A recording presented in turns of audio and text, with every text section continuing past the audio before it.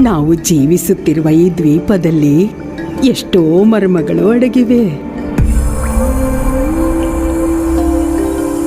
ಇದೆಲ್ಲಕ್ಕೂ ಮಿಗಿಲಾಗಿ ತಿಳಿಯದಿರುವ ಮರ್ಮ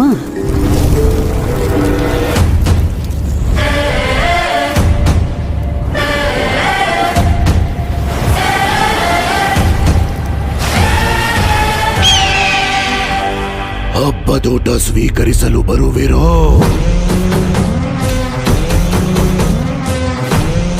ಸಾವಿನ ಹಾಗೆ ಮೇಲೆರಗಿ ಅವನ ತಲೆ ಬುರಡೆಯಲ್ಲಿ ರಕ್ತವನ್ನಿಟ್ಟು ಆರತಿಗೆ ಕರೆತನ್ನಿ.